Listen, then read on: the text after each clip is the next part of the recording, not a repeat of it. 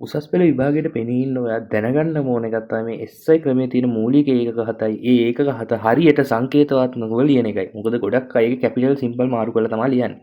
මේකෙන් ඔයාලා මෙන්න මේ කියන පහ ඔයාලා දැනටමත් ඉගෙනගෙන තියෙන්නේ. දැන් අපි ගත්තොත් දිග කියන එකේ සම්මත ඒකක ඔයාලා දන්නවා මීටරය.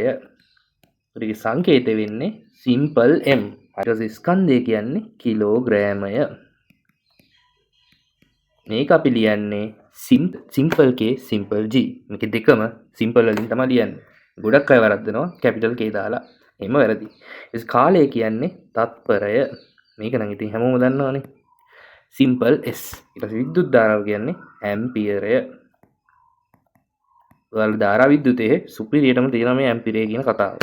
ඊට පස්සේ තියෙනවා තාප ගතික උෂ්ණත්වය. ඒකට අපි ගන්නෙ කෙල්වින්. ඔයාලා මෙච්චර කල් කරේ සෙල්සියස් වලින්. අපි සෙල්සියස් කෙල්වින් වලට හරවලා එහෙම තමයි අපි දැන් ඉස්සරහට කරන්නේ. මොකද සම්මතය ඒකනේ. ඊට ද්‍රව්‍ය ප්‍රමාණය කියන්නේ මවුලය. මේක අපි හඳුන්වන්නේ MOL.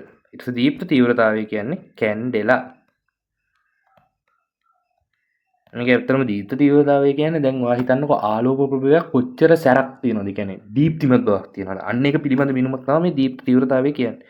ඒකමයි ඉන්නේ අපි සිම්පල් C සිම්පල් D. ඒකෙන් තමයි අපි ගන්නෙ. කියන්නේ ඒක ගොඩනගා ගන්න මෙන්න මේ එකක සෙට් එකෙන් තමයි. ඒකට තමයි අපිට මේ ගොඩක් වැදගත් වෙන්නේ. දැන් බලය ඒකක අපි ගත්තොත් නිව්ටන් කියන එක. නිව්ටන් එක එන්නේ kg ms ඍණ 2. අන්න ඒ විදිහට තමයි එකතු වෙලා.